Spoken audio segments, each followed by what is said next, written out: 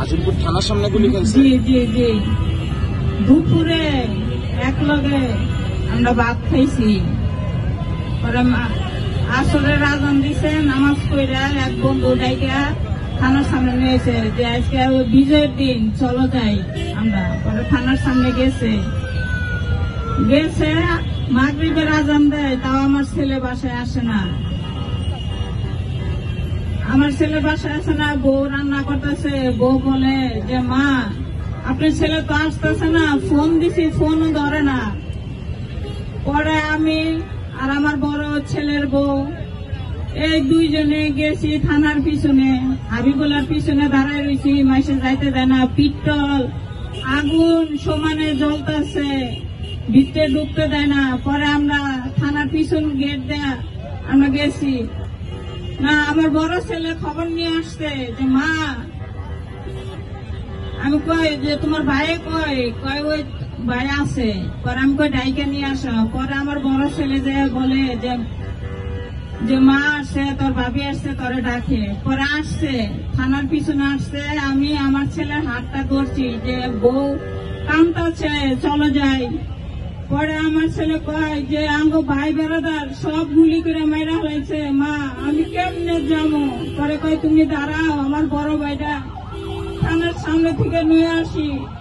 খালি গেটটা পার হয়ে গেছে, আমার পোলাটা 3টা গুলি লাগছে মাথার ভিতরে। পরে বড় ছেলে আয়া থানার পিছনে, মা তোমার ছেলে নাই, আমার ভাই নাই, আমার ভাই নাই।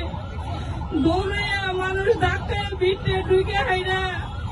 পরে আমার ছেলেরে টোনাই লইছি, এমনি করে টোনাই নিছি। আমার ছেলে রক্তে আমার কাপড়, গরম রক্ত কাপড় বাইসে নিছে।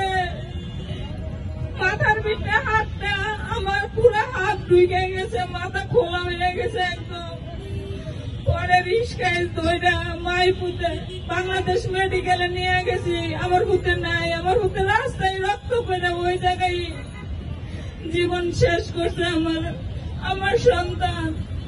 আমার সন্তানেরই অনেক কষ্টের সন্তান, ওখানে 5 বছর ধুয়া মারা গেছে ওর বাপে। আমি মাইসের বাসায় কাজ করে পড়ালেখা শিখাইয়া বড় করছি, অনেক কষ্ট। ঠিক মতো মাইসের বাড়ি কাম করছি, ঠিক মতো খাওয়ান দিতে পারি না, গুলাহানেরে ঠিক মতো দিতে পারি না। অনেক কষ্ট করে আমার গুলাহানেরা মানুষ করছি। বিয়ে করছে 2.5 বছরের একটা নাতি, 9 বছর পরে একটা ছেলে হয়েছে।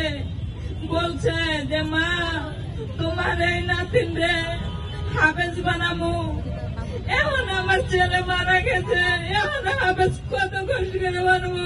কেউ আঙ্গরে দেখে না, আমরা গরিব থেকে কেউ দাম দেয় না আঙ্গরে।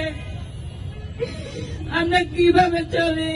জামাত ইসলাম থেকে খালি 2 লাখ টাকা দিচ্ছে, আর এমপি আবার গেছিল আমার নাতিনটা খাওয়ান টাউন দিয়েছে। তাহলে বাসায় এখনো আমি কাজ করে খাই, এই নাতিনটারে লইয়া কেমনে করে আমি চলি?